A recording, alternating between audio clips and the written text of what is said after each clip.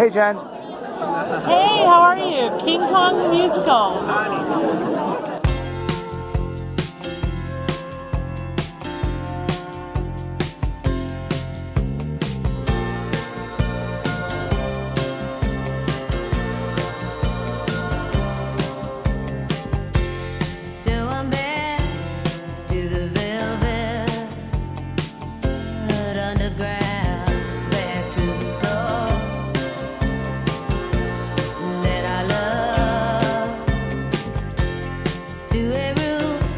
Some lace and paper flowers, back to the gypsy that I was, to the gypsy that I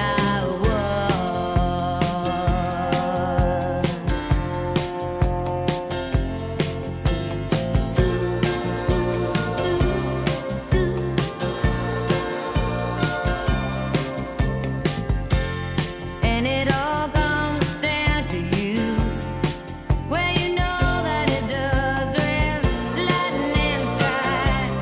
Maybe once, maybe twice. Oh, and it lights up the night. And you see your gypsy.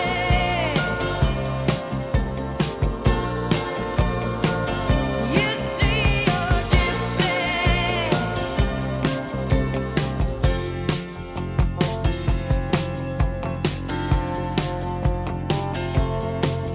To the gypsy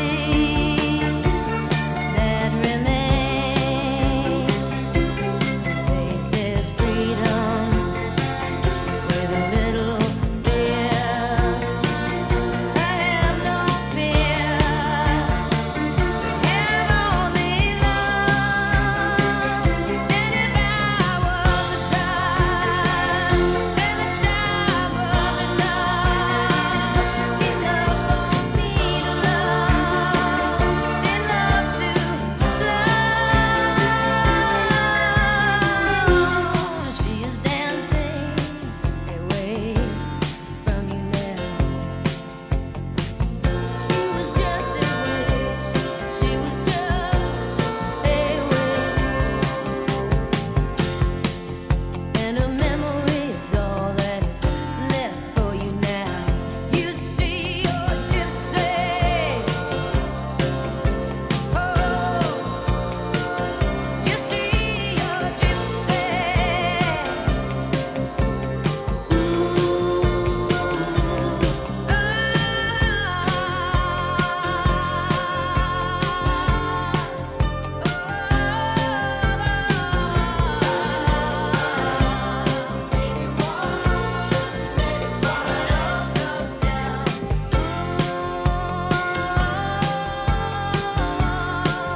And it all comes down to you.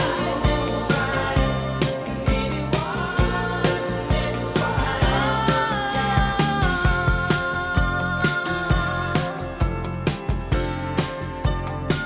I still see your eyes. And it all comes down to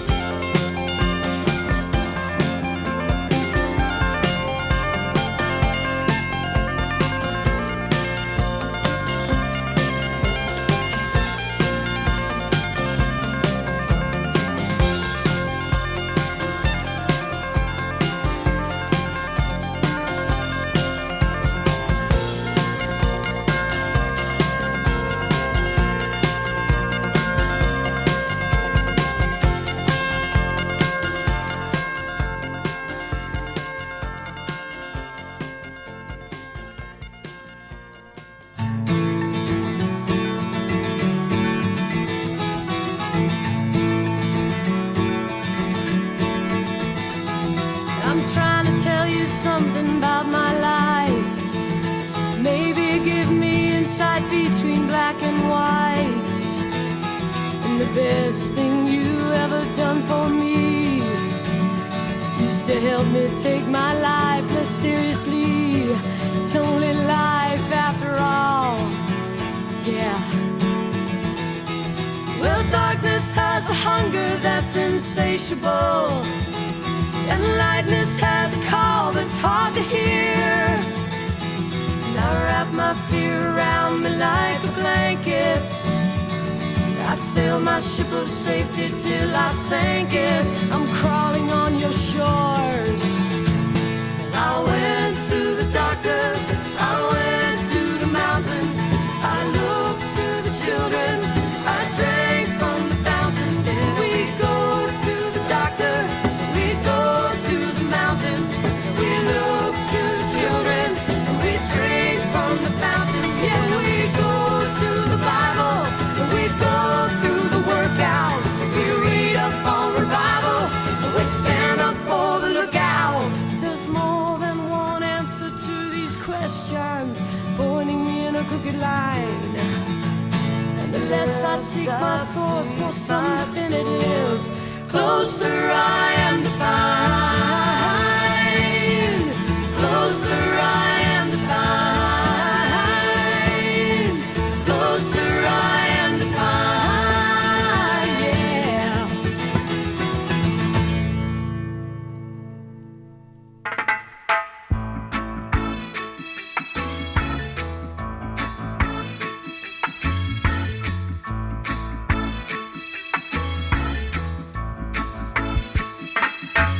Don't worry about a thing, 'cause every little thing gonna be alright. Singing, don't worry about a thing, 'cause every little thing gonna be alright. Rise up this morning, smile with the rising sun. Three little birds pitch by my doorstep, singing sweet songs of melodies pure and true, saying, "This is my message to you." Singing, don't worry about a thing, 'cause every little thing gonna be alright. Saying, don't worry about a thing, 'cause every little thing gonna be alright. Rise up this morning, smile with the rising sun. Three little birds pitch by my doorstep, singing sweet songs of melodies pure and true, saying, "This is my message to you." Meaning, don't worry about a thing. Worry about a thing, no. Every little thing gonna be alright. Don't worry. Singing, don't worry about a thing. I won't worry, 'cause every little thing gonna be alright. Don't worry about a thing, 'cause every little thing gonna be alright. I won't worry. Don't worry about a thing, 'cause every little thing is gonna be alright. Don't worry about a thing.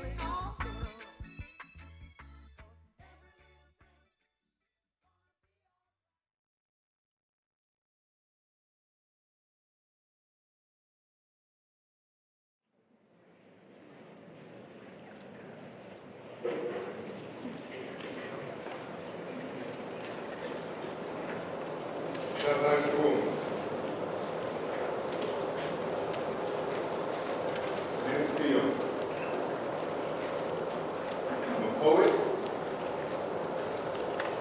an activist, and a friend of Jim Rinaldi's,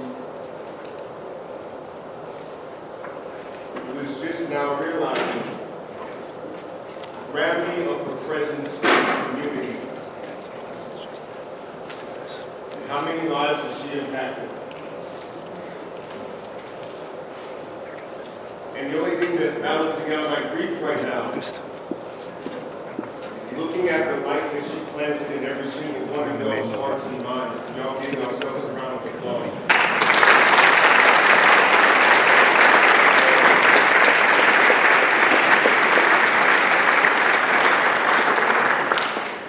I met Rinaldi in 2004 when I thought I was a rapper.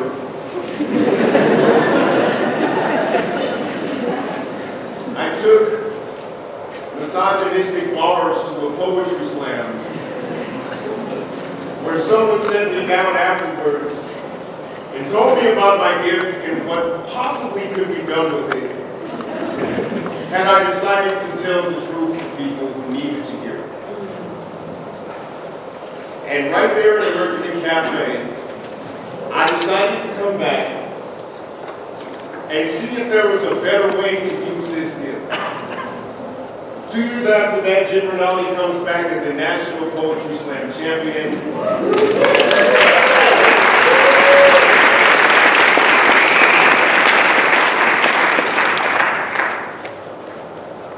And she begins to kind of nurture this new poetry venue called Slam Dupa.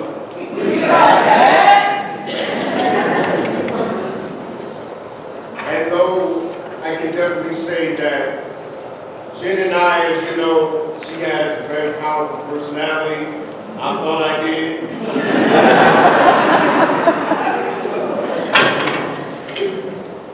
And in 2011, she was the iron that sharpened us to a National Poetry Slam championship.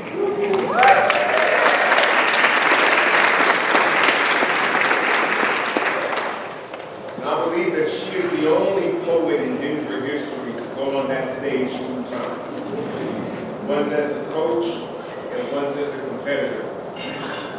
And what I want to do is tell you guys, most importantly of all, that I'm looking at a success story. I'm looking at the fruits of a life well lived. My poetry community, the folks who nurtured me, guided me, corrected me, set me on their proverbial knee, humbled my ego, and brought out the best of what I had to offer. That wouldn't be a thing had Jen Rinaldi not welcomed me in.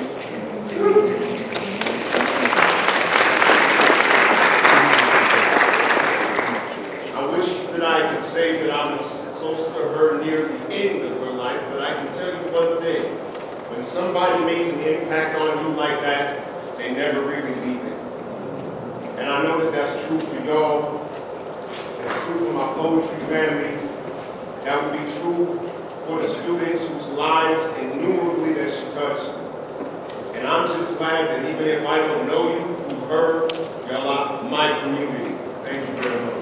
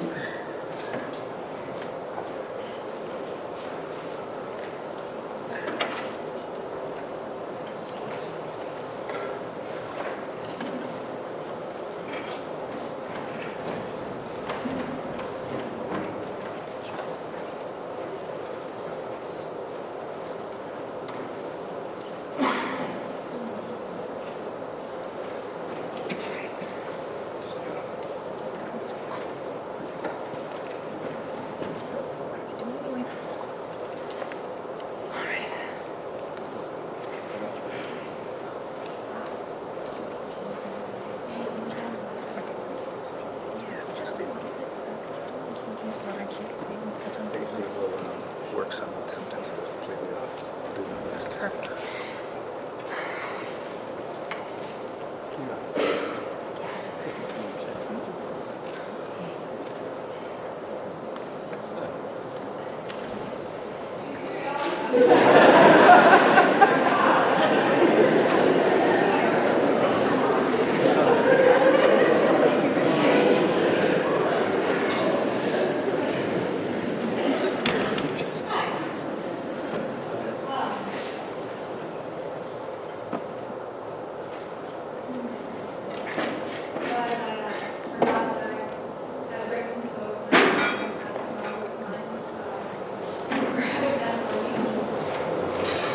First of all,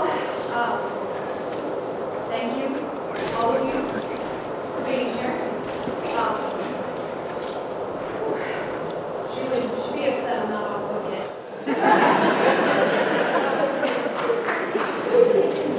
The outpouring of love from everyone has been absolutely astounding, and I can't express what this massive send-up has meant to our family. I didn't think I would have to write this for another 30 years. I have been caught unprepared, and the truth is that no words I could imagine would ever do justice to my Aunt Jen and who she was to me. As a family member put it recently, I have no words. She took them all. It's true. I've got nothing, and as we all well know, Jen and Rinaldi don't do shit. Instead, I want to talk about all of us, brought together by this wonderful party. We are who she would be worried about in all of this. If she can hear this, and I believe she can, she would be pouring out her heart to all of us like this was not her moment, but our moment. What she had, she shared, freely, abundantly, and proudly. Her words, her wisdom, her love, her light and laughter, even her sorrow. And she shared us with each other. Most, if not all of you, know me. Not because we've met ourselves, although often paths eventually cross, but because my aunt would tell anyone in earshot about her niece Bianca.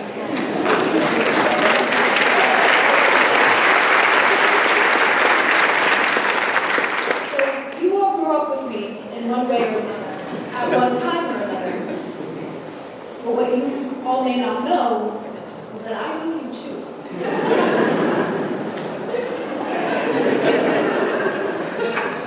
Just as animatedly as she talked about me to others, she would tell me story after story after story about you. And I grew up knowing you, all of the best of you, through her. So if I come up and hug you like an old friend, or a cousin, or a sibling, it's because you are. Because she made us so. Tonight, here in this space, we are all family where Jen Rinaldi is concerned.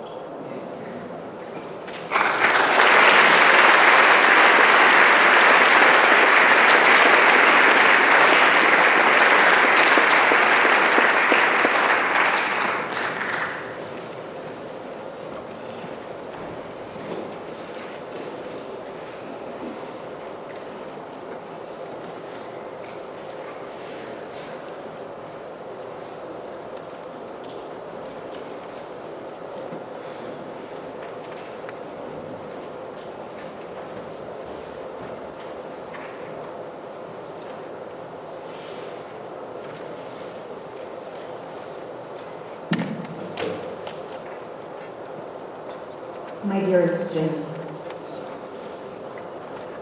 Hey Jen, it's Patty. I don't remember anymore when or why you and Brett started calling me that.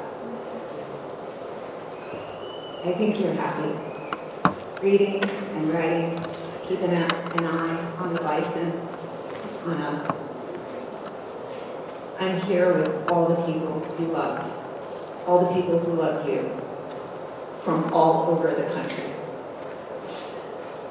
People have traveled in to be with your community. People are watching from afar. We're here, remembering you and celebrating you and giving each other love because it's so hard to know we'll never see you again. I still keep feeling like you're going to walk in any minute. We're giving each other love. We're giving each other big bear hugs. We're giving each other space and grace. We're telling your stories. None of us quite know what to say to each other, but I guess it's okay because we're all feeling the same way. And while words were your way, there seem to be none now. Someone also told me last week that you took all the words with you, and I think that's right. You left no words behind. But what's left in the silence is this beautiful community that you wove together. Your family has been inundated with visits and food and texts from so many. People that they heard about for years, people they've never met before. We're all taking care of one another for you. You touched a lot of people, Jim. A lot. I couldn't find any words for today. The poets might have words, but I sure don't.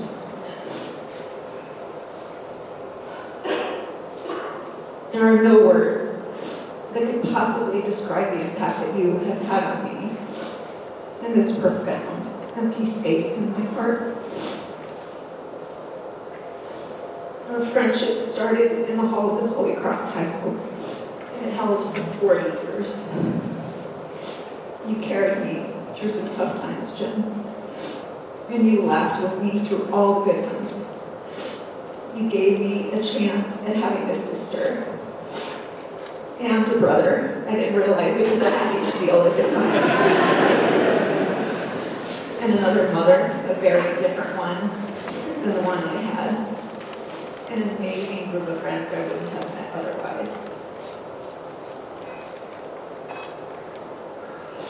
I haven't been able to find the words, my love, to convey what you have meant to me. You saw me before I did. You made me who I am. And connecting with all these people in your life, I was struck by the realization that I had an impact on you too. That we all had some hand in shaping who you became, in making Jen Jen. You couldn't become who you came to be without all of us either. The fact that I could touch someone who is so big and so smart, so important, and so beautiful reminded me again of how you made me feel like I too am big and important and beautiful. This is all so bittersweet, to have this feeling, to share this feeling with so many. But we only get this because you left us. Suddenly, and way too early. We'll never be the same again. We all found ourselves through you, and now we have found each other without you. Thank you for all of it. Thanks for giving me love and encouragement and grace and joy. Thanks for being my rock through so many hard moments. For giving me the strength to make it through this. Thanks for making me laugh. Thanks for being my confidant and my very best friend. Thanks for bringing me to New York where I built my family and my life. Thanks for being my family, and thanks for giving me yours. I love you every day.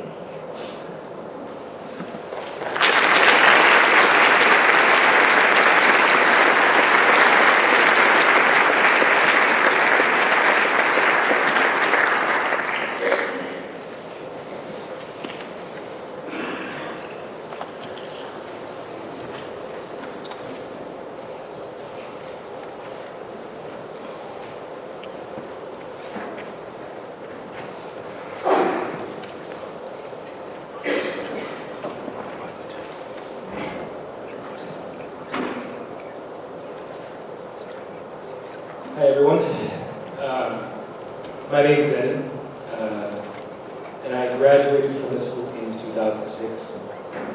And I do have to start off by saying that this is by far the worst 20-year reunion team.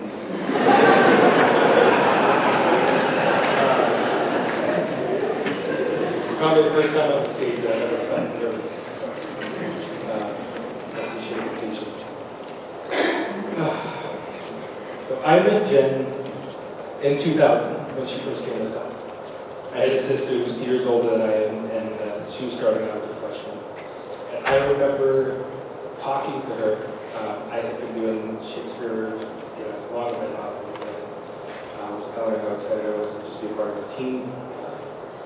And then 2 years later, when I was able to come to high school, I ended up doing, we did too much on the English department. It was, we did a nine production stretch. Did so many Shakespeare festivals, talent shows, and really put Jen through the ringer. But she loved every minute of it. And I was privileged to be a part of the team that got to let her all 4 years in drum. I remember my sophomore year, Jen had asked me if I wanted to join her to go to open mic and weekly competition in downtown. She had brought a buddy of ours, Seamus, the week prior, and she's like, "You'll love this." And we went there and just fell in love. She fell in love, and we did this a week for years. We went down to the Mercury Cafe, where we really got involved into the slam scene, and then we even brought that to South. If you've ever been upstairs, up there in the girls' wing, and Papa's Corner started.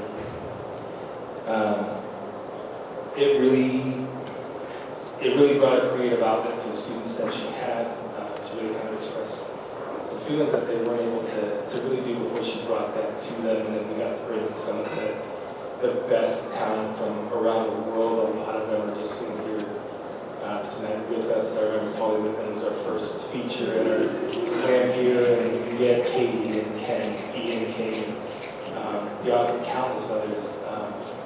And it was such a small family. I remember I missed my senior prom here. And it was because Jen had brought us to New York to compete on the first Denver Youth Slam team in New York. And it was just something that was an incredible experience. She took me to the Ears Pierce. With my mom's permission. While I was out there, and I remember so vividly us just marching down Broadway, just screaming boo-hoo at the top of our lungs with Jen, and we were protesting at the time. There was an administration that was starting, dishonest, needless wars for oil under the guise of national security, so I'm glad they were way beyond those days. But she was always at the front of the line for those, and so I remember that. I remember when Jen ran the talent shows here at South. I remember my junior year, she allowed Jared Nelson and I to host, which I know he's here somewhere. When I was asked to fill in for a drummer who had dropped out, Jen allowed us to play without a full audition. She had full faith in me to really continually drive the momentum of the show, keep things timely, keep things moving. And that trust was immediately broken. We went on to do a 7-minute rendition of Nothing Else Matters by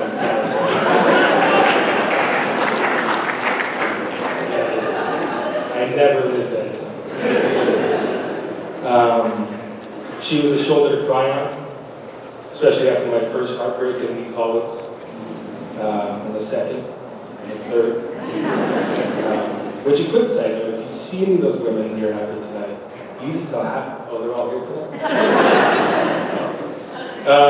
When I moved out of state, and I hit a point where I felt my life took a turn.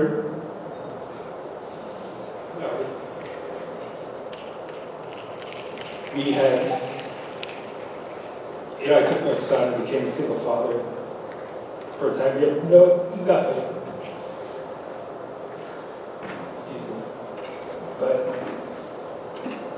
Jen at the time had this little shitty red Nissan. And she told me that if I could come out and get it,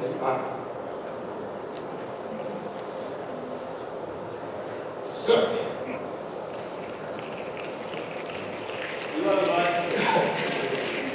She really saved me back then. You know. And all of this being said, I mean, the crazy thing is that's just such a small part of it. You know, there is hundreds of people here, thousands of them that couldn't come.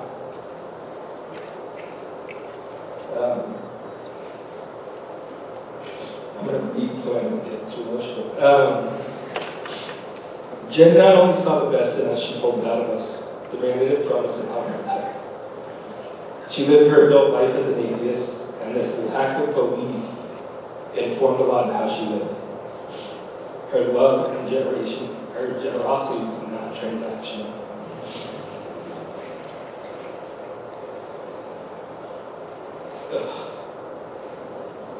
And the last thing I'd say,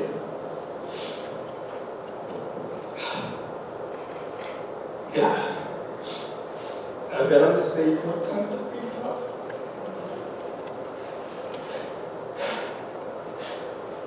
And knowing she's not out there, it's just tough. Because I miss it, I miss the notes, I miss her yelling at me with my goddamn lines.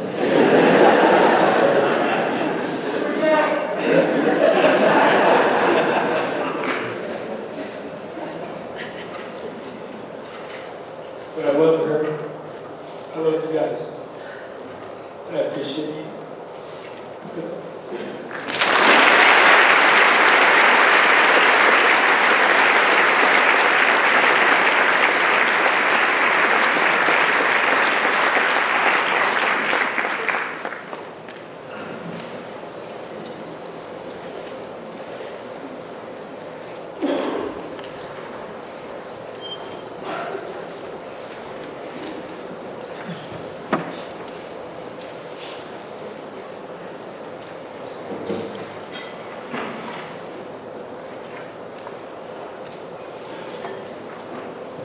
For you guys that know me, you know I spent a lot of time with Jen.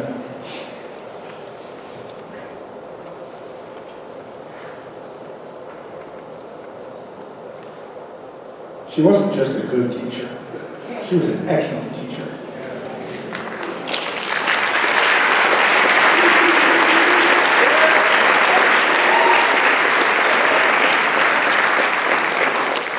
We used to have back-to-school kickoff videos in this auditorium, kick school off the first week of September or so. And I'd run these videos on the screen of what was going to happen that year, and go through all the various things, including plays, the Rebel Report, poetry slams. And every time something of hers that came on, it didn't get just a little applause, the whole place of love. My kids just loved her, showing through their energy and support for her. She was obviously an awesome theater director. There's so many people here that were part of her shows. And she started her first show right around 2001, is that right? I joined her around 2006 and became stage manager for 15 years. Built a lot of sets, a lot of things. It's great to see this wall back here. All those memories. I think the favorite show for me that we all did was Fiddler on the Roof. Seasick was good, and Little Wolf was good. There was a lot of good shows there. Man, that show just hit home. She had such an awesome cast of students there. Her and I also I did about 22 trips to New York, and she did 17 of them with me. We took kids to see some finance, mainly the theater. That's really what she wanted to do. We saw so many plays, and what's funny is before I ever started working with her in the theater here, I went to 2 shows when I was a high school senior. I didn't think much of it. She had to show me the ropes, how to build sets, how to when get the cues for the audio and the lights, and just so many things I learned that we started going to shows in New York, and now I can't stop going to them. she shared that with me. I think we took something like, at this point, I want to say it was close to 500 students went with us to New York City over the course of time. Many of you guys are here right now, I'm sure. The hardest part about this is that just 2 weeks ago from today, I called her around 4:37 actually, and I needed to pick up a laptop cable that she had in my room. And then we made plans for Saturday because we were going to finish editing the video we shot in late February of her husband Wade, and son Garrett playing Hawaii 5-0 on all sorts of these little tiny instruments. It's really interesting. And then we shot green screen. They were pretending to surf. For those of you that can find me on Facebook, Richard Cole, I'm going to post that video in a couple of weeks when Wade and I sit down and finish editing it and get that in the memory out there. 2023, she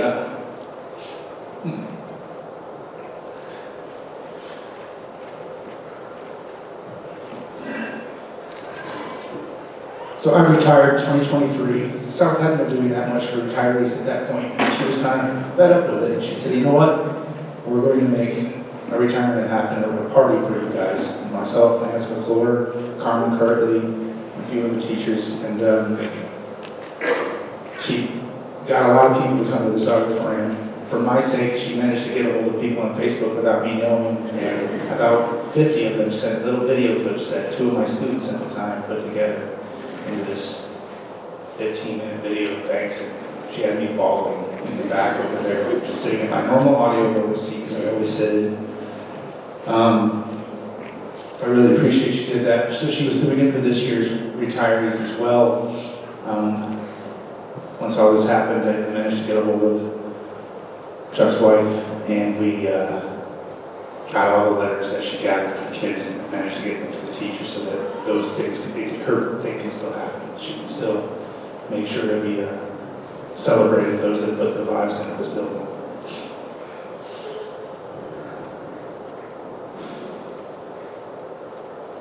I'm going to miss the lunches that we had. We always went out to eat, deep conversations, hanging out in my house. I just ain't going to be the same without her.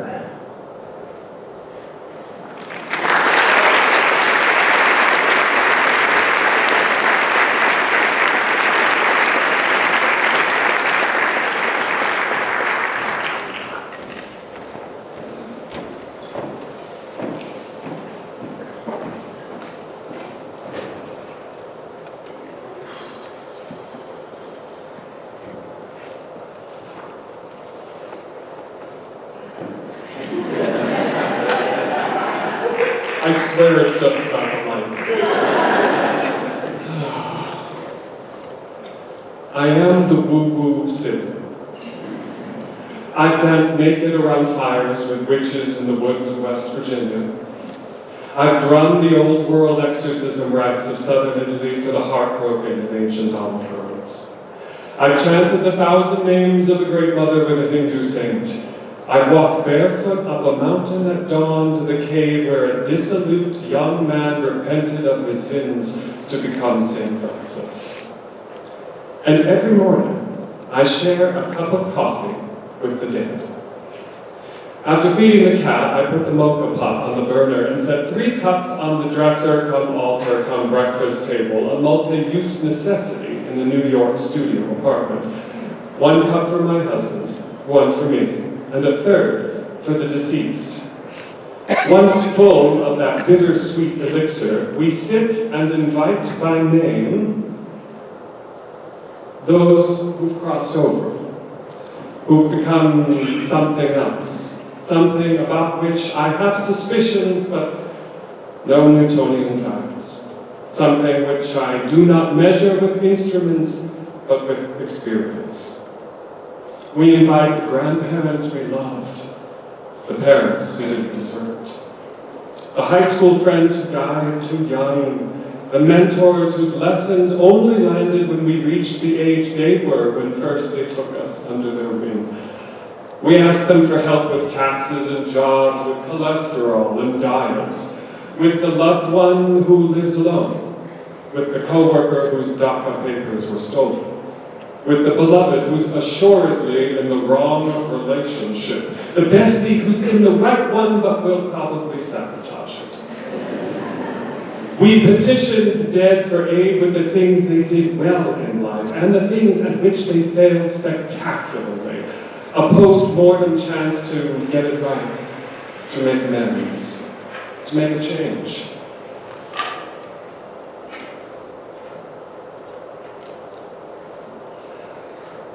Oh, and now, after a period of rest and adjustment to new circumstances, I'll add someone new to my caffeinated litany. Jen. I never expected to utter your name in this lineup. Certainly not now. While it was possible you'd predecease me, we weren't that far apart in years. And besides, this sorrow wasn't scheduled for at least 2 decades more. But here we are, all of us, remembering you. These past 2 weeks I've been unsettled by the paradox of your loss, the dirk-sharp stab of your absence, combined with the near physical embrace of your presence, a desert waste, somehow jungle full of life. It helps. I live in a city I associate so strongly with you. Every packed subway an invocation of your brazen use of language. A stroll past the NYU buildings, a remembrance of the young woman who defied everyone to live the life she knew belonged to her. A clutch of high school students on a field trip to the Big Apple, a recollection of the kids to whom you dedicated your life. But my sense of you is not constrained by city or memory. You're bigger now, freed from the confines of the physical into a force expansive, more suited to your heart that always loved larger than life. Which leads me to my likely lifelong petition to you over my morning espresso. I always looked to you, although I never told you, as a model of how to love others, how to embrace a society that is anything but kind, how to welcome into the heart a panoply of exiles that you saw with clarity but not criticism. You were a fool in that Shakespearean way. The buffoon from Lear who captivated you in your favorite play. For the fool sees and loves best the people around her, and through insight, honor, humor, and mercy, helps others play the best version of themselves in this wooden O, the world. May I be like that, dear sister. For I'd rather live all my remaining days as a fool with an infallible heart than as a wise man whose learning is only book deep. Help me, help all of us be fools of the heart, for the world needs more of that. It needs more of you, especially now. See you at coffee, love.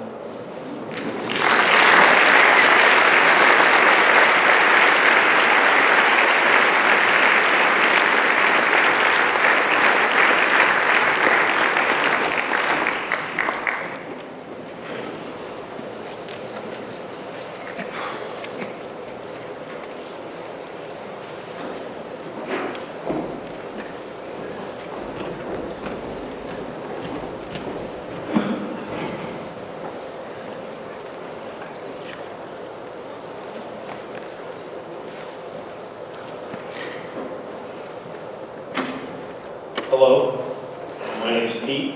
Yes, I am happy. I'm not the poet or the writer in the band. I'm going to say that right now. But I appreciate all the wonderful things that people have said and wrote and continue to post for the last 2 weeks. You see, it's always been me and Jen, no matter what, no matter where our parents were. We've always had the same friends. We lived in the same places. I followed her to New York. She followed me to Denver.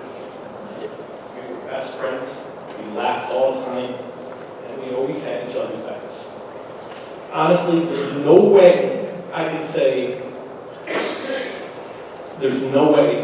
all that can be said about Jen, or I'm not even going to try, because there's just not enough time. I do want to thank everyone who is here. I can't tell you how much it has meant to myself and my family. It's helped us through these past 2 weeks. So anybody who's watching the live stream, anybody who reached out, anybody who came out to be here with my family, Jen deserved this. She deserved the love, the admiration. And the last thing I have to say is, Jen, I love you with all my heart, and I will miss you every day.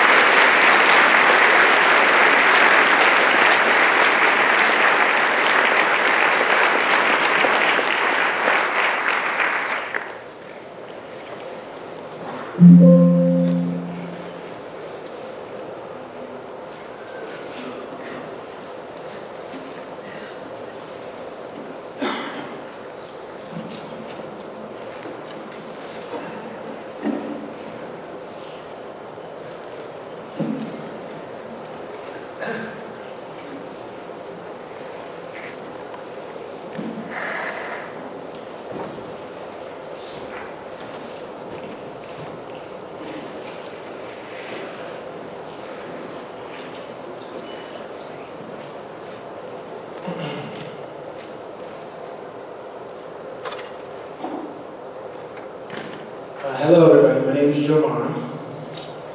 I was fortunate enough to meet Jen many years before we got to join forces on the National Slam Poetry Team, Slam Movement. We got heads!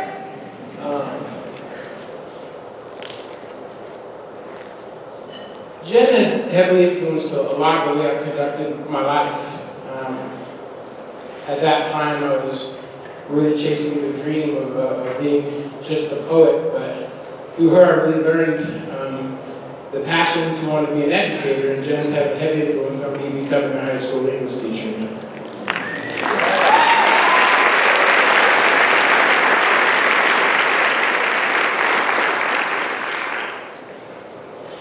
I think a lot about Jen, and I think a lot about the word access. I feel like Jen has this power of seeing where somebody needs a boost to be able to cross into their bigger next self. This thing where you're successful, and Jen would do that. Yeah, you did. Yeah, you did. This validation. And a young poet like myself coming into a scene of literal poetic gorillas that I had no idea how to navigate. I needed someone like her in my early side of my life, in that career, in that world. And she brought it in spades. I didn't know how to cry in front of people until I met Rinaldi. I thought poetry was about being loud and about being brave.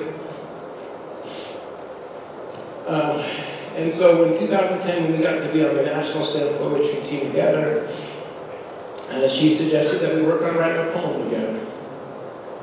We talked a lot about the work her and I had been doing. I was doing poetry workshops in the schools and talking to her teaching career, and we kind of aligned this fact that we come across cases in this world of education that we don't always know what the outcome is going to be.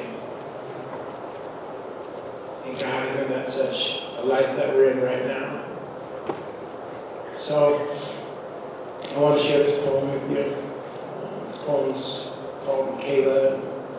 It's a dedication to anybody struggling to believe in today. And it's in honor of all your work.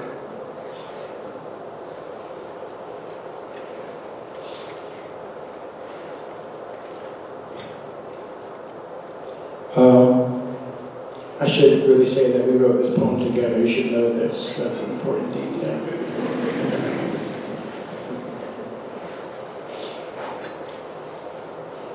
Every morning, when we walk into a classroom, summer camp, daycare, or poetry workshop, the threads of so many lives seem to tangle, knot, and slide over and around each other.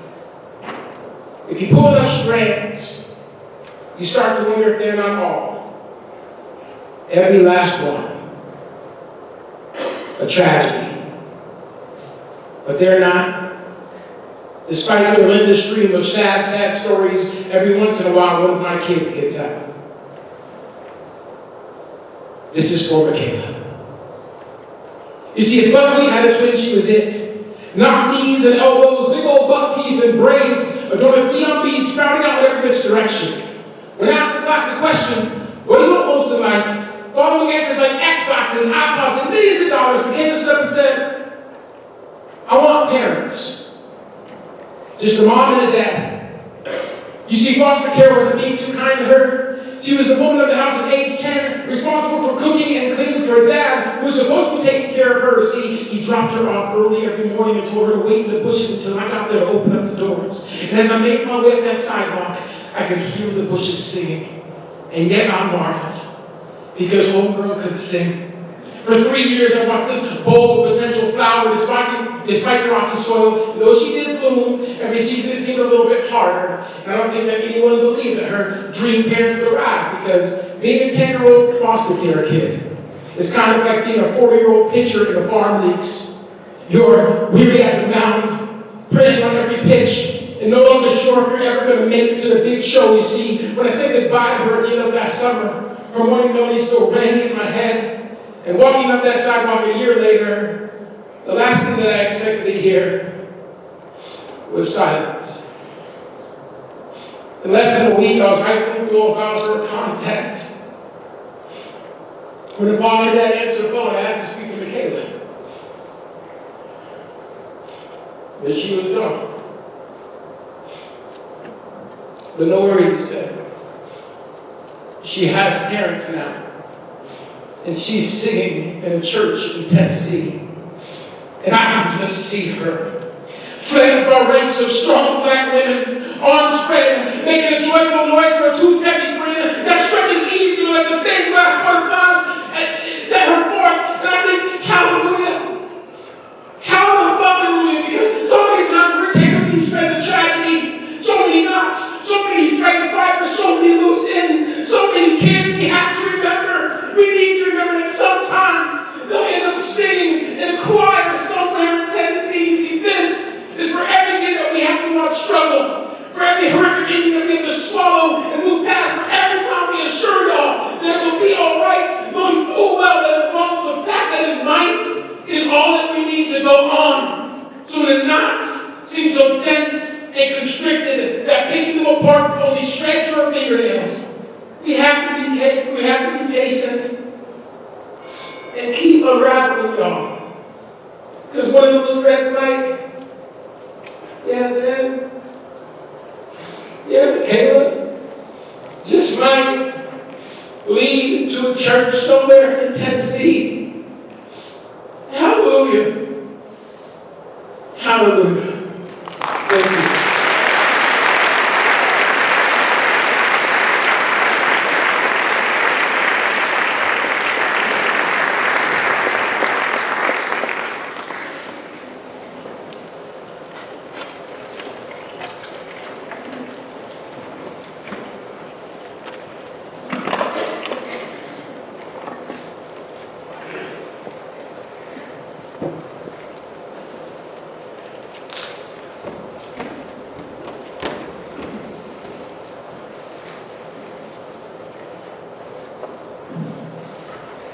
Good evening, everyone.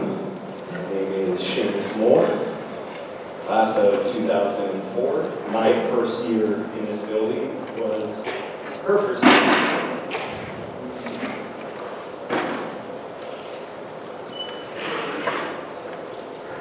This is Jen's dice. For those of you that can or permission, charisma modifier 5, that's 19. We're going to talk. I'm going to keep my words short because I too am going to read a piece of Jen's. This is stage full of beasts tonight. This is a room full of beasts tonight.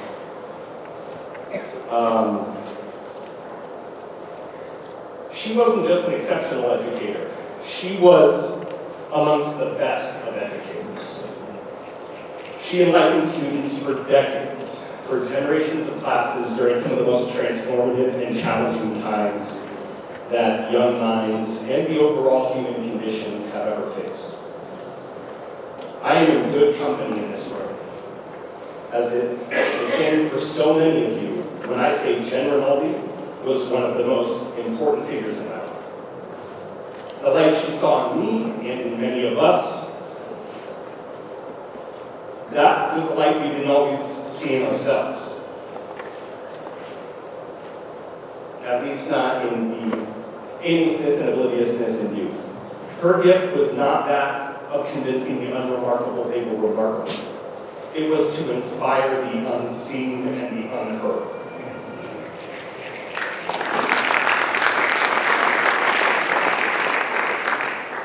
Jen had the ability with her students, and as I went on to learn with just humans in general, to not simply support, but truly awaken a sense of self and a sense of self-worth. That sounds like a platitude, but it's truly a rare gift to do that time and time and time again in every single scenario with every single person she was sitting across from.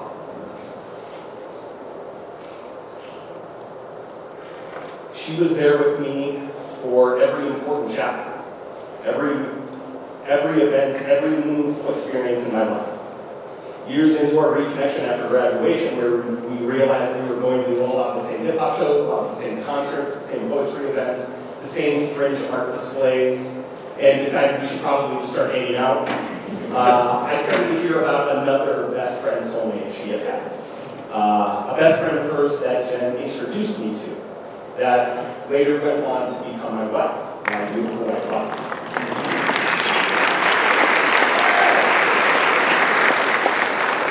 Jen married us a few years after dating.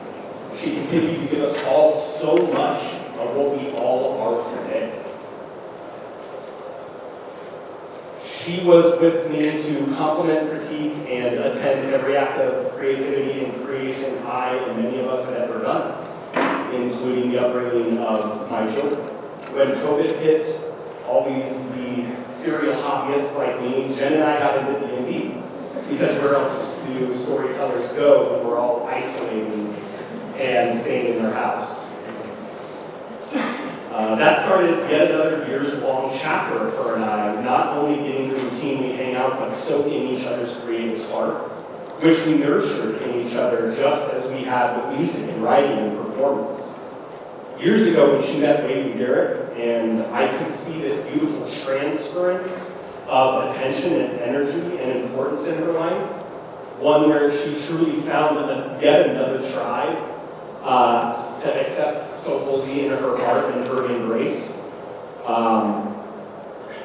Her infinitely big heart.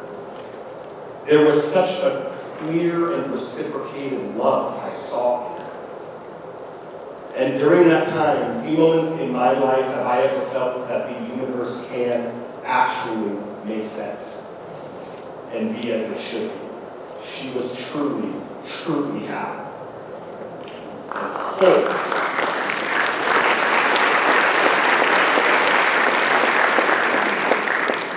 And that made me whole. Whatever Jen did, she brought the entire symphony of herself. There was such layers to the fascination she felt in life. She was so alive. She was the jack of all trades, and she was the master of all of those trades. Everybody in the room was seen by her and her, because so many of everybody in this room were so heavily influenced and inspired by her. Everything we do, forever, she truly will be with us, because she helped make us who we are. Legends never die, the parties never split. Can't stop, won't stop. We all love you. We see you now, and we will see you again.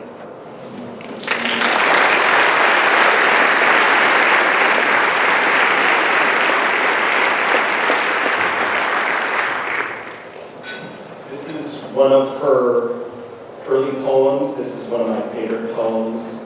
This is a poem to many of you. It's called Warrior.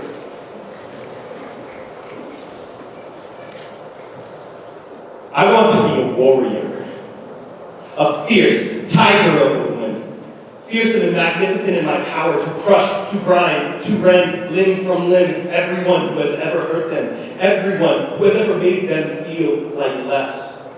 I would smite an army to protect all of them, the ones who showed me their souls. This is my job. This is what I do. I ask kids, students, my students, to think, to look at who they are, what they want, what they think, and what is unbelievable is that they do. And then, amazingly, they show me, they tell me. They uncover the raw places inside of them and say, look, Miss R, this is what goes on here. And sometimes they even tell me why. And I can't believe they share their gorgeous, fragile souls with me. Because how do they know? I know that my love for each and every one of them is boundless and true and recognizes the honor and the gifting to be trusted with their truths. But how do they know that I can be trusted? But they do. And I can't. And when I think I've heard it all, when it's the same story with the same cast of characters, when I know these stories before they've even told them, I worry. I worry that my empathy is going to elude me one of these days. I worry that I will become numb to their pain in the face of its consistency. I worry that the day will come when the story is boring in its utter and formulaic predictability. But it never is.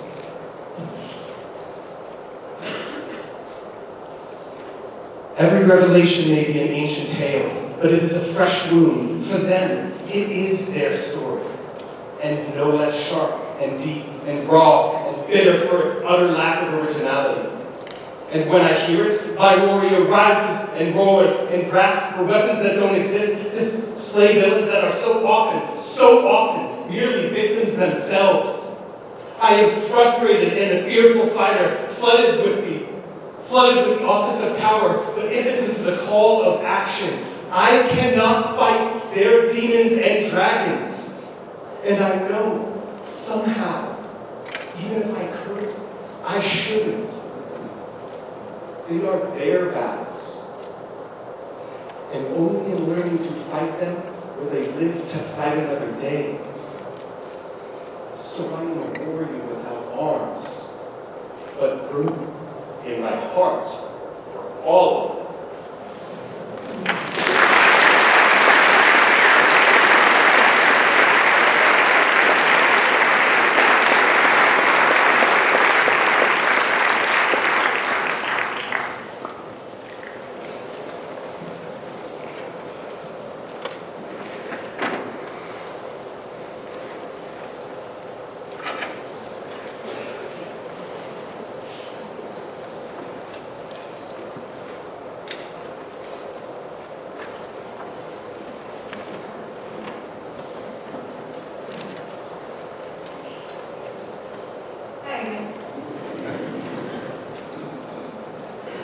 So, many of you who know my aunt's work might be familiar with a particular poem called Women's Work.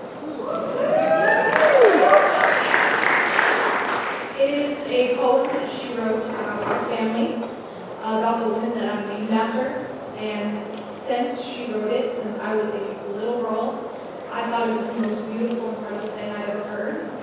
And eventually, when I started doing things like speech competitions, I begged her to let me use the poem. And I run with it, obviously.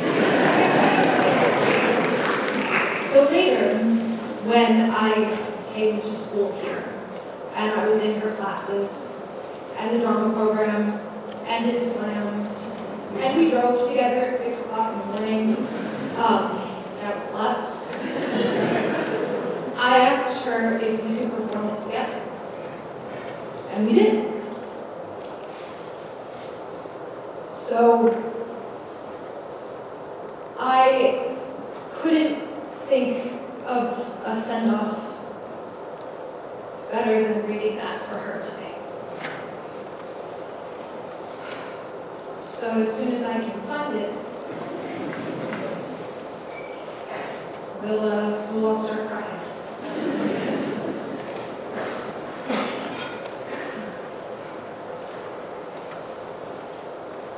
Now, I've also been on this stage many, many times and never shaking like this. But I know that she would still be proud of me.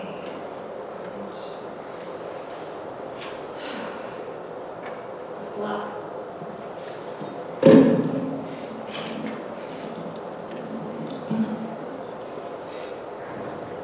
This is women's work.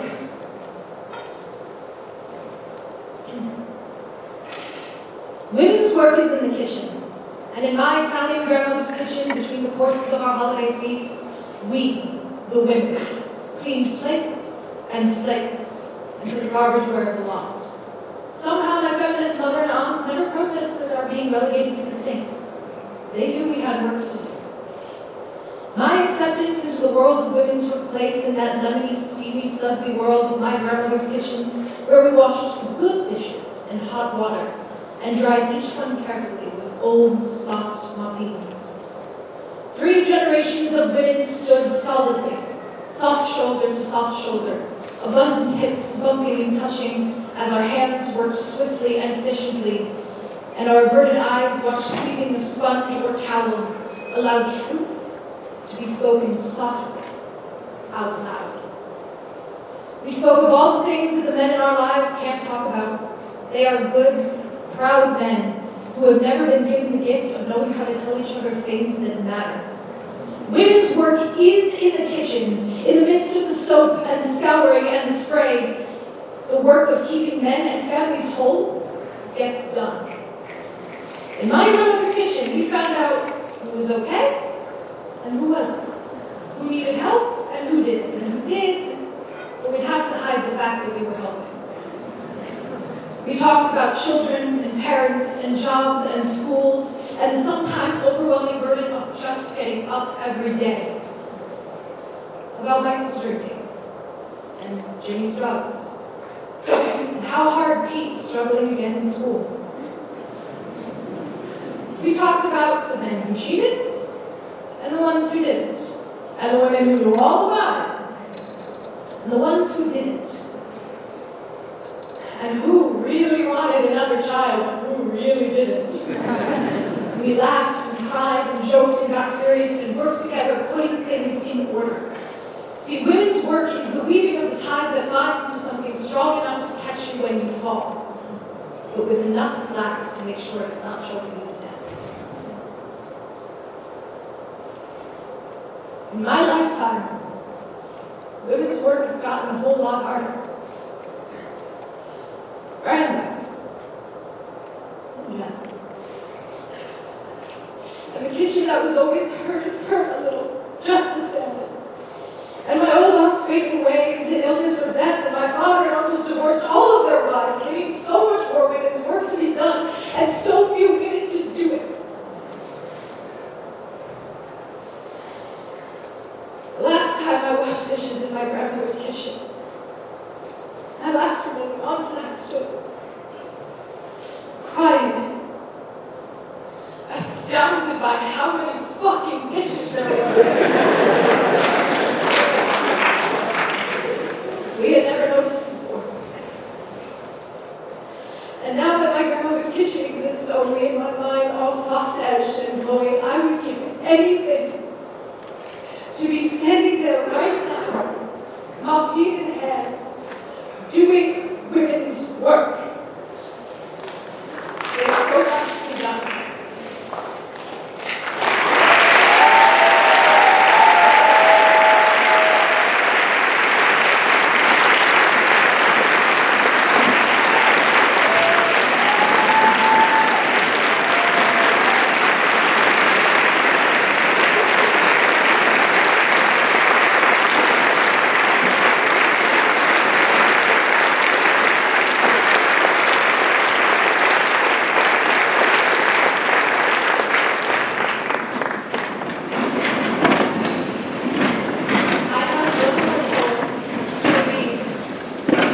that no one has heard. And it's because it's the last poem I'm about to write. So, you've heard about Wade, about this beautiful relationship that she had with her husband. And that the last 5 years were the happiest of her life. And she used to tell me, I don't know what this man has done to me, but he's taken all my words away. I'm not angsty anymore, I can't write. But she wanted to try. And we all know that when she tries, she nails it. And Wade asked me if I would read this for her. It was a poem she finally wrote him for his birthday. So, it might not be as clean, but I will do my best. It's called How Things Grow. Some flora have the great good fortune to spout in profusion, able to become lavish, luxuriant, healthy, coaxed skyward by soft soil that provides everything and wants for nothing, warmed by beams of light, inspiring it to change and thrive and reach. It's hard not to be smitten with the loveliness of something uncomplicated, effortless, so clearly favored by fate. But some things must stretch, wending their way through rocks in an inhospitable world that does everything it can to keep them small and weak, fighting drought and frost and sometimes isolated. In parched deserts on lonely mountaintops, wrestling every elusive wisp of moisture from environments that want them to die. Roots clinging desperately to gain purchase in shifting sands that don't want them to live. These things that grow slowly, every gain hard-won, take longer, but emerge stronger. And having survived, they offer something richer, deeper, with a fierce grace recognized by those who see as more achingly beautiful than anything that causes it. That was for Wade.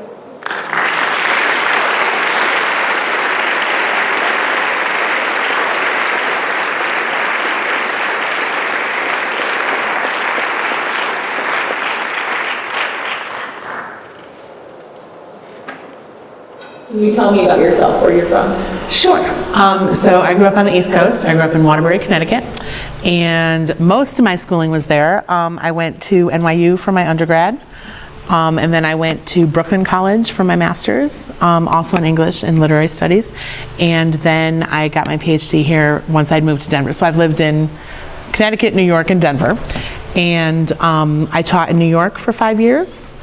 And I've now taught here in Denver for Denver Public Schools for 17 years.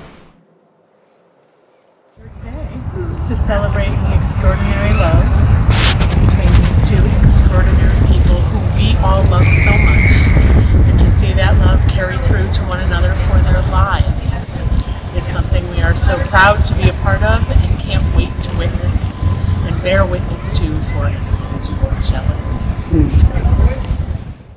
And how did you like your teaching program? That's a great question. I hated it with an all-consuming passion. They told me to quit. Oh, wow, really? Like several times, yes. They told me I was going to be a terrible teacher because I was such a dinosaur when I was 19 years old, because I had the nerve in the middle. I found in the teaching program that I personally was in, that they were looking for people to spit back answers a lot more than they were looking for us to actually think, even while they talked about how they wanted us to think all the time. So I had the temerity in a lecture when they talked about abolishing grammar entirely and moving completely to whole language learning to say, I don't know about y'all, but I got whacked with a ruler by a nun when I didn't know my grammar. So it seems a little cavalier for me, who has excellent grammar, to say, no, we shouldn't teach it at all, when all of us learned it that way. I agree that it's really hard, but do we have to throw out the whole baby and all the bathwater? And then my advisor, who was at that lecture, asked to see me and take a walk, and she said I really should think about another profession because I wasn't modern enough to where it was going, I would like to say that 25 years later, I feel vindicated that the complete abandonment of any explicit grammar teaching at all and the complete reliance on whole language learning has led to a lot of kids who can't pass the AccuPlacer because they've never been explicitly taught grammar their whole lives. But here's the thing, is that it would be fine if I'm sorry, I'm yammering. It's okay. It would be fine if we had done that if we then did not judge kids on their grammar for important tests like the ACT, like placement things at college or whatever. If we had just said, oh, it's okay, whole language if we all understand. But we still expect kids to know that, and we haven't taught it for 30 years. And that's outrageous, in my opinion.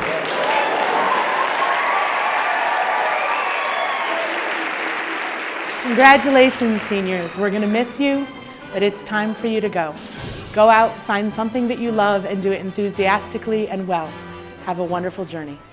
Hey, seniors, congratulations on your graduation. I just want to remind you that the meaning of life is to live it, to be passionate about everything that you do, love the people around you, and love all of the things that you're engaged in. And that's why we're here. So have a great life. I'm so glad that our paths have crossed in this one. Hi, seniors. As always, it's been an honor and a privilege to be your teacher. The only advice that I have for the future is that I hope that you choose yours. Decide what it is that you want to do, find out what you have to do to make that happen, and then go off and do that.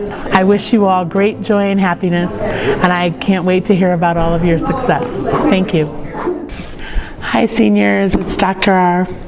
I just want to wish you all of the best, and I want you to choose lives that you are passionate about and do something that always makes you happy. Each one of you that I've had the pleasure to work with is so extraordinary, and I wish you a life that is filled with great joy and lots of laughter. Take care. Hi, seniors of the class of 2020. We are so proud of you. Congratulations on your graduation. We have been proud of you these last 4 years as you've grown into the remarkable human beings that you now are.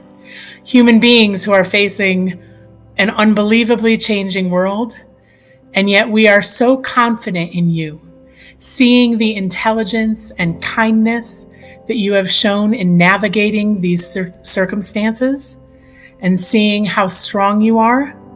And we know that you are ready, that not only are you going to thrive moving forward, but because you are the future, we are going to thrive moving forward because we're in very good hands. And I actually had joined the Peace Corps and was getting ready to leave when one of the schools I had sent a resume to called me in the middle of the school year. It called me in the second week of January and was like, we just had a teacher quit 2 weeks into the semester. Your resume says you can do plays. Like we'd like to hire a theater person. So they hired me to teach 6 English classes, as well as do the theater program. And so it was. So when I was 22 years old, I started as a mid-year replacement in a New York City public school, George Wingate High School in Brooklyn, New York. It was a school built for 1,000 students that had 3,500. Oh my class cap when I was 22 years old was 46. There were 46 kids per class. And it was everything that every bad movie has ever depicted an inner city school as being. It was at the height of Bloods and Crips in New York City. So we had like huge gang violence. We had an outrageous teen pregnancy rate. We had like all of those things that are inner city schools. And I fell in love with the kids. He was the first student I ever gave a cigarette to. He was the first boy I ever visited in prison, the first murderer I ever knew I loved. He was the first rough surface to scrape against my naive vision of the world and my belief I had the ability to save it. He was unique. But in a school brimming with wannabe gangsters always trying to show how hard they are, the real deal grows white hot. And this angry-eyed boy is no pretender. We're going to try that again. You're going to knock, I'll say hi, I'm Miss Rinaldi, you'll say hi and sit down. And the record's skipping in my head as fast as my pulse is going. Come on, man, please, just take the door over. Come on, kid, just take me out. And he did. With a glint in his eye, he played it all out and sat down. He thought it was kind of funny. I respected him enough to give him the out, but he respected me enough to take it. And so can you tell me a little bit about your philosophy of teaching and how things have been going this year specifically? Oh, I'm having a great year. I have great kids. No, I do. I have great kids. I believe deeply that education is wonderful, not because like it can get you a job, or yes, it can get you a job and get you into college, but being educated is, I'm going to sound so Pollyanna and corny, but it's a huge part of being alive. Like acquiring knowledge is like living in the world and interacting with it, and if I can get kids excited about it, you know, like they're not going to like cry over the play with me or the poem or whatever, but I think it's important that they see that I do, and a couple of them will. A couple of them, like on the DL, they'll be really moved by that poem we just read or this thing or whatever, but it might open their mind to then something that they might read. So in the most pragmatic terms, my philosophy of teaching is to make sure that the kids have the tools they need to make their own choices. Today we have with us Dr. Rinaldi, our drama teacher here at South. So, Dr. Rinaldi, what can we expect to see this fall? The fall play I'm really excited about. It's called The King in Yellow, and it's very different than anything we've done before. It's a science fiction story set on another planet with all kinds of intrigues in their royal court. It's supernatural and a horror story, and it's fantastic. The King in Yellow? Apparently that play is supposed to be cursed. Are you not worried at all? I'm not worried at all. I mean, the play has a bit of a reputation, but so does Shakespeare's The Scottish Play. Our cast is talented and strong-willed. Our audiences at South are intelligent and sophisticated. We can handle it, no problem.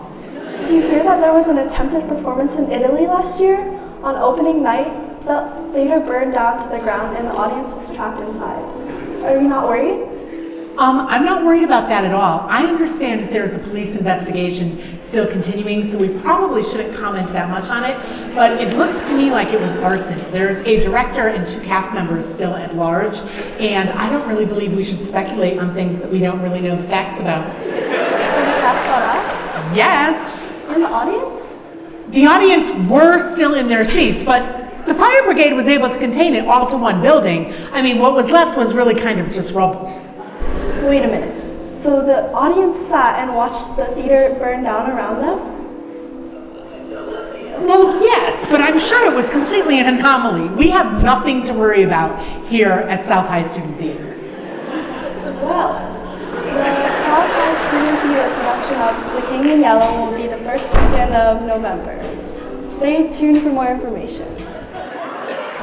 My job is to talk about books and read the thoughts of 150 extraordinary human beings every single day.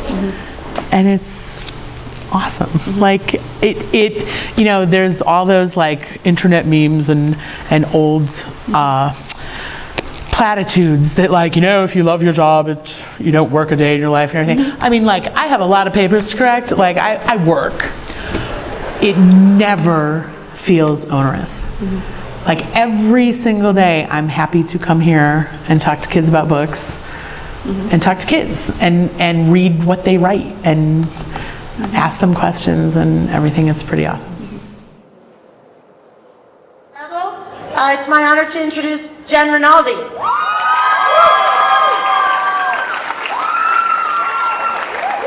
It is indeed difficult to follow Rosemary, but it's an honor to share a stage with her. This poem is about the ways that women have power all throughout our lives. Women's work is in the kitchen. And in my Italian grandmother's kitchen, between the courses of our holiday feasts, we, the women, cleaned plates and slates and put the garbage where it belonged. Somehow my feminist mother and aunts never protested our being relegated to the sinks because they knew we had work to do. My acceptance into the world of women took place in that lemony, steamy, sudsy world of my grandmother's kitchen where we washed the good dishes in hot water and dried each one carefully with old, soft mapines, 3 generations of women stood, soft shoulder to soft shoulder, abundant hips bumping and touching, as our hands worked swiftly and efficiently, and our averted glances watching sweep of sponge or towel allowed truth to be spoken softly out loud. We spoke of all the things the men in our lives can't talk about. They are good, strong men who have never been given the gift of knowing how to tell each other things that matter. Women's work is in the kitchen, because in the midst of the soap and the scouring and the spray, the work of keeping men and families whole gets done. In my grandmother's kitchen, we found out who was okay and who wasn't, who needed help and who didn't, and who did, but we'd have to hide the fact that we were helping. We talked about children and parents and jobs and school and the sometimes overwhelming burden of just getting up every day. And Michael's drinking. And Jimmy's drugs. And how hard Pete is struggling again in school. We talked about the men who cheated and the ones who didn't. And the women who knew all about it and the ones who didn't. And who really wanted another child and who really didn't. And we laughed and we cried and we joked and got serious and worked together putting things in order. Women's work is the weaving of the ties that bind into something strong enough to catch you when you fall, but with enough slack to make sure it's not choking you to death. In the course of my lifetime, women's work got a whole lot harder. Gran died, and the kitchen that was hers hurt a little just to stand in.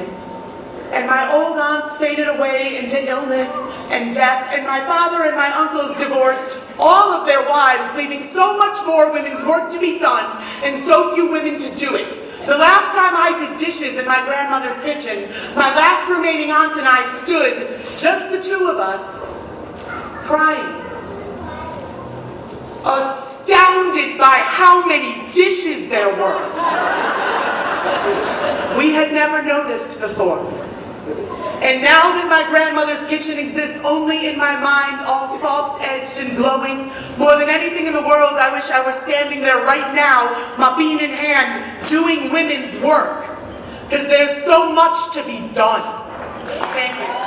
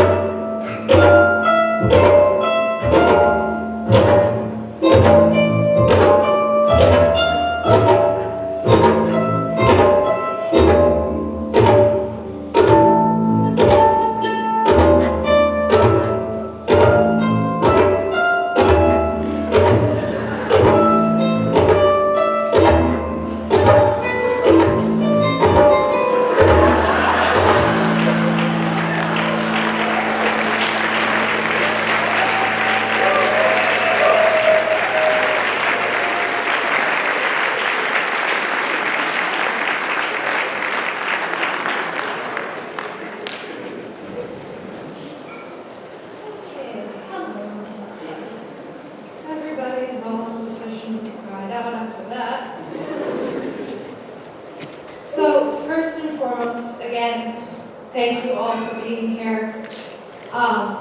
We're going to finish things off in a very general kind of way. So when she did the shows, she used to do something the night before opening night called production night.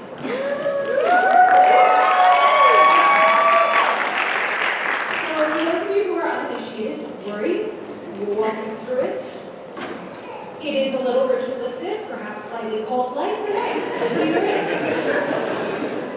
But she did this for all of her students as a way of, one, thanking all of us for the hard work that we put into the rehearsals and the shows, and two, to kind of ground everyone in the shows in this feeling of community that is really what theater was supposed to be about.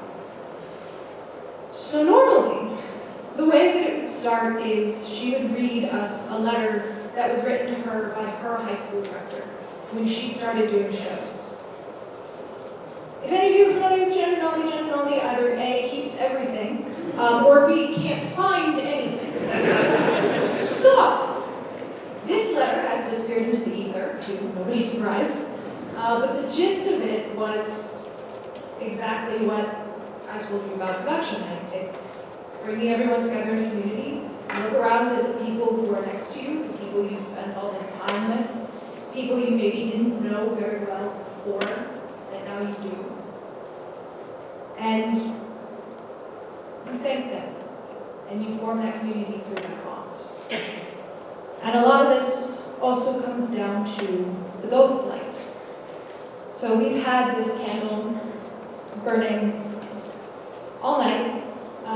We were only allowed one, so we don't burn down the theater.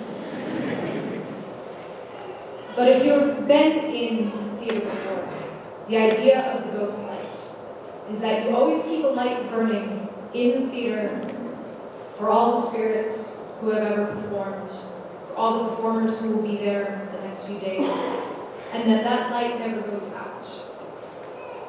And if there is anything more Jen Rinaldi, I can't think of it. Because this is a light that will never go out. So right about there-ish, a student of hers, and forgive me, you are probably here and I can't remember your name, and that is terrible of me. But they painted a permanent ghost light on the stage here so that it could never go out. So, if all of you could for me, in lieu of candles, we all have phones, they all have excessively bright flashlights. You know, yeah, okay. I hear it, I hear where we're going with this. Fantastic. And if you could just hold those for me, I'll be right back.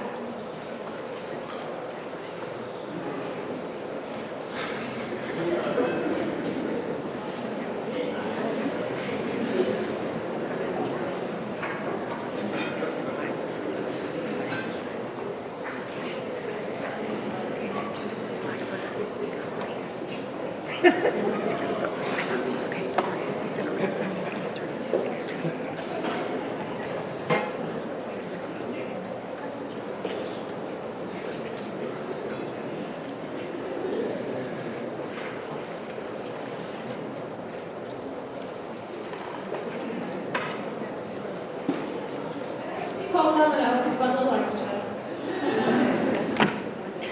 Keep it light so it won't fall. So, part of the tradition was we would also play Blackbird by the Beatles. It was one of our favorites. So a good friend of mine has offered to help play it. There will be a track, and if you know the song, please sing. Just one more production. Thank you.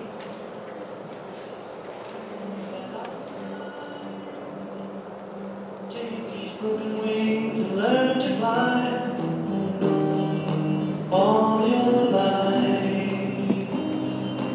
You are only waiting for this moment to arise.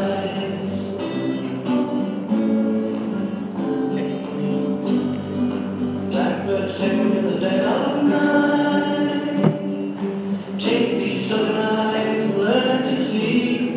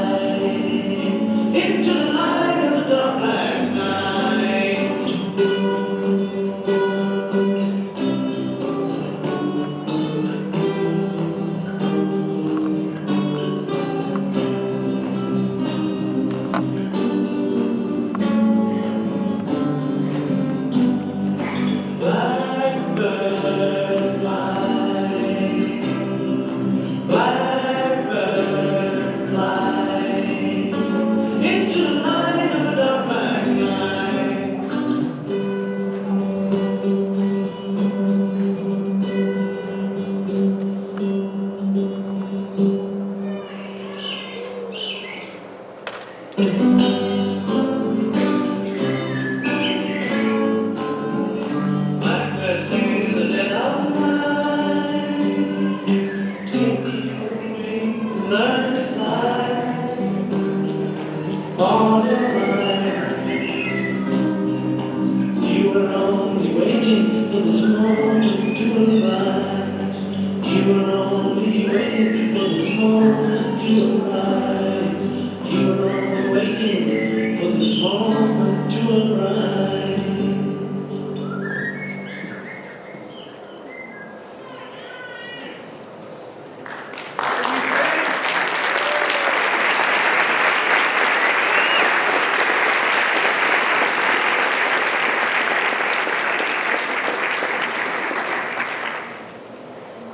That will conclude the celebration of life, but it will not end. It will not end here. Thank you.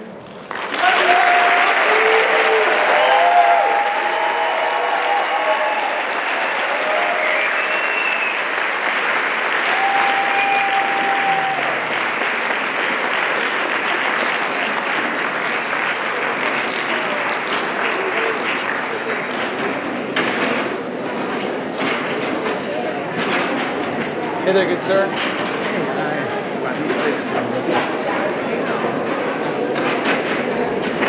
I was quite a fan of Rage Against the Machine here. Yeah. Clean ones up front, dirty ones in the back. Here?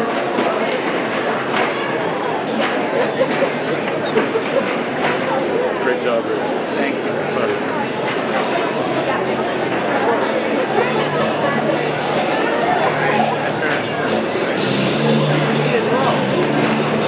Hey, great job on the video.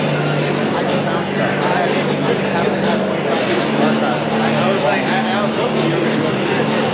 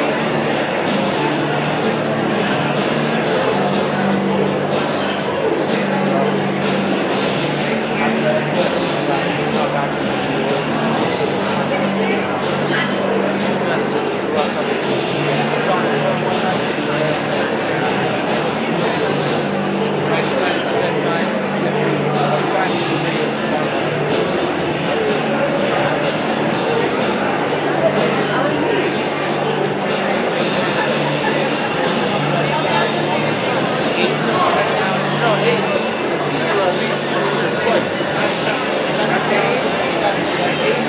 Ace,